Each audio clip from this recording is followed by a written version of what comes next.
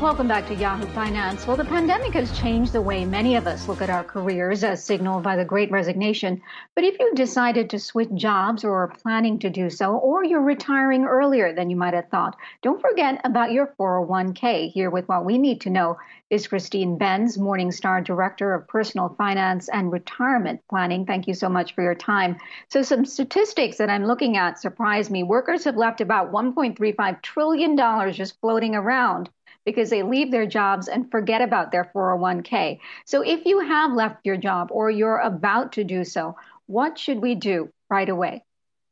Well, definitely don't leave the money behind. You have a few options when you leave a company with respect to retirement plan savings that you have. You can roll the money over into an IRA. That's often the easiest, simplest way to go. So you would just simply choose another investment provider, and then you can do it a trustee to trustee transfer where you just roll the money over. It's pretty seamless. If you are planning to move to another employer, it may make sense to roll over into that employer's plan. The key thing you don't want to do is that if you're younger than retirement age, so if you're younger than 59 and a half, don't take the money and run, even though it might look like something that you want to tap for your living expenses. If you're pre-59 and a half, you'll owe taxes and a 10% penalty on those early withdrawals. So never do that unless you can possibly avoid it. Yeah, definitely good advice there. And I sort of the same principle, Christine, applies to Social Security, right? Which you can start to claim benefits starting at age 62, but more and more people are waiting to retire. So what should people do when they're thinking about the time horizon to start getting that Social Security check?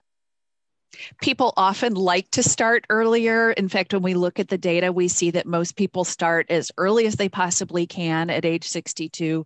It does make sense in many situations to delay, especially if you think that you have average or above average longevity. And importantly, if you have a younger spouse, it often makes sense to hang on at least a few years, ideally to your full retirement age or even up until age 70.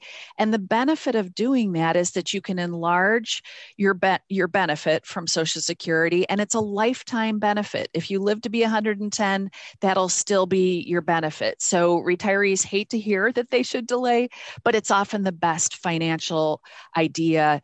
And it also reduces the demands that you place on your investments, on your savings, because your paycheck from Social Security is larger with that delayed filing date. I was surprised to learn that there are so many people when they're, first starting out their jobs, don't even bother participating in the 401k and the match that goes with it. So, for me, it's kind of easy to understand when someone leaves their job, if they weren't really thinking about it or they weren't really contributing too much to it, or if you have a pension, let's say, that you don't really look at, if you're a part of a union, it's easy to forget. But how easy is it to recover those funds if you've stepped away? Well, you will need to do a little bit of investigation, but you're absolutely right on the people who don't contribute in the first place. The good news is that increasingly people are getting opted in. So even if they're doing nothing, which is often the path for many workers who have other things on their mind, they're getting opted in. So you may not even be aware that you have been opted into an employer plan. The money is just coming out of your paycheck. So definitely check on that. There may be some slippage. People might leave funds behind because they haven't realized that they were contributing through auto enrollment in the first place. Christine, as we get older, as we head into retirement, healthcare, sort of takes over a larger part of our overall household budget. So how should folks be thinking about healthcare expenses? How much liquid reserve should they have and invest in those later years? Right. Healthcare is such an important consideration. What we see is that people obtain pretty good coverage through Medicare. Oftentimes their healthcare outlays, especially early in retirement, may actually go down relative to what they were when they were working.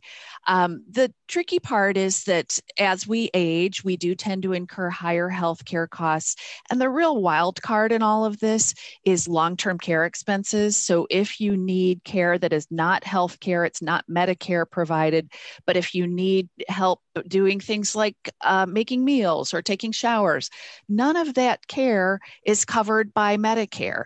And that is the big risk factor, especially for sort of middle income to upper middle income retirees who are going to need their retirement savings.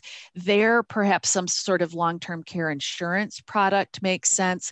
At a minimum, if you're planning to self-fund those expenses, make sure that you're segregating those funds from your spendable funds, because you need to leave yourself a little bit of a buffer in case you have these costs toward the end of your life.